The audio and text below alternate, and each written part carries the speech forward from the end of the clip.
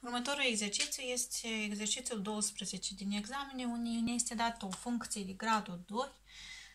De ce este de gradul 2? Deoarece x este la puterea a doua, unde este dată necunoscuta m, unde eu am subliniat-o, acum vă spun de ce am subliniat-o. M ne spune că este diferită de 0, să aflăm valorile lui m, unde avem funcția de gradul 2 trebuie să fie o parabolă cu ramurile în sus, iar funcția dată să intersecteze axa UX în două puncte distincte. Și am să vă desenez ca să aveți un desen așa în minte, puteți face și la examene lucrul ăsta, dar n-ar fi de dorit ca să faceți un desen wow, mășcat, să arătați că voi știți, pentru că pe asta nu vă pun vouă puncte, dar pentru voi, ca să vă fie clar ce înseamnă o parabolă cu ramurile în sus, care intersectează o x în două puncte distincte. Și eu am să iau două puncte, asta la întâmplare, asta nu înseamnă că este concret, și am să desenez o parabolă cu ramurile în sus. Asta înseamnă o parabolă cu ramurile în sus, unde intersectează axa OX în două puncte distincte. Și ne se spune că parabola este cu ramurile în sus, eu l-am subliniat cu M cu roșu, înseamnă prima condiție pe care trebuie să o punem noi în examen, trebuie să fie M mai mare ca 0. Și vă explic de ce. Când este parabola cu ramurile în sus, numărul care stă pe lângă x la a doua trebuie să fie întotdeauna mai mare ca 0.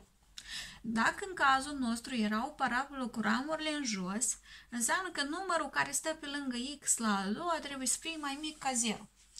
Asta o excludem. Asta poate să fie în alte tipuri de exerciții, dar în cazul nostru m e mai mare ca 0. Adică voi prima condiție care trebuie să o scrieți e m mai mare ca 0 și deja ați obținut un punct la examen. Mergem mai departe. Spune că în două puncte distincte. Ce înseamnă în două puncte distincte? Cum a fost delta? Delta a fost mai mare ca 0. Următorul punct pe care voi trebuie să-l câștigați, trebuie să scrieți că delta este mai mare ca 0. Și haideți să scriem funcția noastră de gradul 2. Avem așa că e m x la a doua plus 2x plus 1 egalăm cu 0. Aflăm cu cât este egal a, aflăm cu cât este egal b, aflăm cu cât este egal c. A este numărul care stă pe lângă x la a doua și este m, b este 2 și c este 1. Delta, după formulă, este egal cu b la a doua minus 4ac. Delta este egal cu 2 la a doua minus 4 dimulțit la m dimulțit la 1. Care este egal mai departe cu 4 minus 4m. Asta este răspunsul cu cât este egal delta. Acum, următorul pas pe care trebuie să-l facem, condiția pe care am pus-o noi mai sus, delta mai mare ca 0, trebuie să o scriem și mai jos. Și ce vom scrie noi mai jos? 4 minus 4m, adică este delta la noi, este mai mare ca 0. Și ce am obținut noi? O inecuație de gradul 1, da? Eu am să șterg partea unde am calculat-o pe delta